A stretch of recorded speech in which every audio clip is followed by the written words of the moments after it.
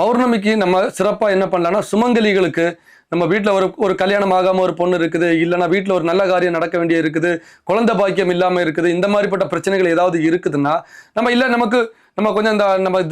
சந்திர பகவானுடைய அனுகிரகம் கிடைக்கணும் அப்படிங்கும் பட்சத்தில் நம்ம வீட்டில் சுமங்கலிகளை ஒரு 7 சுமங்கலி இல்லைன்னா ஒரு 5 சுமங்கலி இல்லை நம்மளால் ஒரு ஆளுக்கு தான் கொடுக்க முடியும். அந்த மாதிரி பட்சத்தில் கூட எலுமிச்சம்பழம், இந்த வெத்தில பாக்கு, அப்புறம் பூவு, ஒரு ஜாக்கெட் பிட்டு வச்சு நம்ம வீட்டில் சாமியை வழிபட்டு அதுக்கப்புறம் நீங்கள் அவங்களுக்கு தானமாக கொடுக்கலாம். இல்லை நம்ம கொஞ்சம் கூட பண்ணலாம் அப்படிங்கும்போது 7 பேருக்கு 9 பேருக்கு ஒரு துணிமணி, அதாவது ஒரு சாரி, ஒரு ப்ளவுஸ் பிட்டு, அதுக்கப்புறம் இந்த வெத்தில பாக்கு இதெல்லாம் வச்சு ஒரு ரூபாய் காயின் வச்சு நம்ம இது பண்ணி இந்த பூஜைகள் எல்லாம் முடிச்சுக்கிட்டு அந்த